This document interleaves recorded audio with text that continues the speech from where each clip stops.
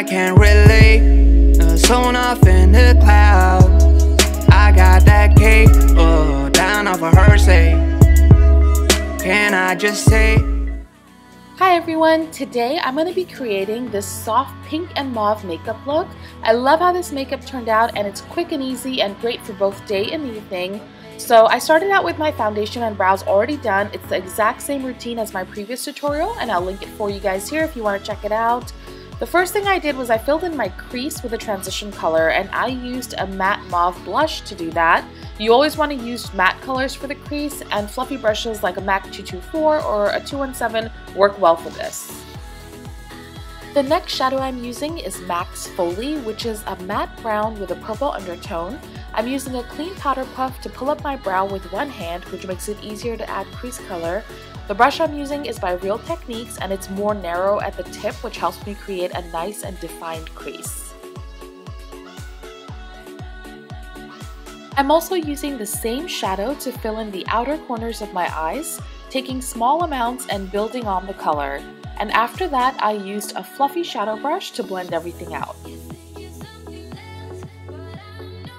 So guys, this is a Kryolan Dermacolor Cream in the shade D32. I'm going to use this as a base for the center of my lid, and then we'll add the mauve blush I used earlier in my crease over it. This technique is going to help the color look more vibrant, and it gives your shadow more staying power. I think creams are always easier to apply using your fingers, and I also applied the mauve blush over the cream using my fingers too, just because it makes your eyeshadow look more pigmented and concentrated into one area, whereas if you're using a brush, it looks softer and more blended, and the color just doesn't stand out as much. And of course, I always go back and blend out the shadows as I'm doing my eye makeup to keep everything looking nice and soft. Okay, the next shadow I'm using is a soft shimmery pink from a YSL palette. I'm picking up the color with my finger again, and I'm pressing it on over the center of the lid.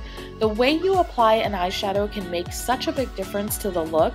If I was to drag the shadow out with my finger, it would give it more of a satin sheen, whereas patting and pressing this color on is giving it more of a gritty texture and shimmer.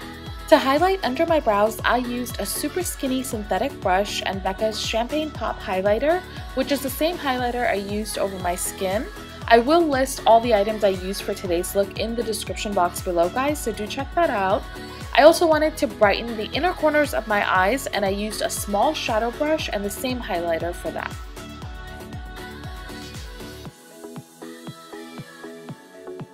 Okay, so now I'm using a black eye pencil by Jordanna Cosmetics, and I'm going to apply this into my waterline and tightline the upper lid as well. A friend of mine got me hooked on this eye pencil. It's super dark, inexpensive, and reminds me of MAC's Feline pencil, which is one of my all-time favorites. Now I'm going to smoke out my lower lid a bit, and first I'm using MAC's Soft Brown Eyeshadow as a transition color, and then after that I'm going to use MAC's Folie and a flat brush to draw a really thin line under my lower lashes.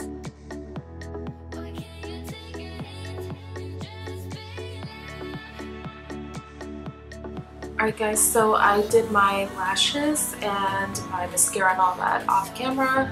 I used Christina Lashes in 747.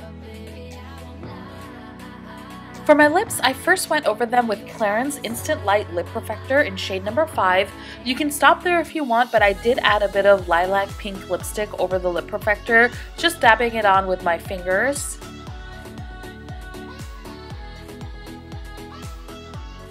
I finished the skin using the same mauve blush that I used earlier for my eyes.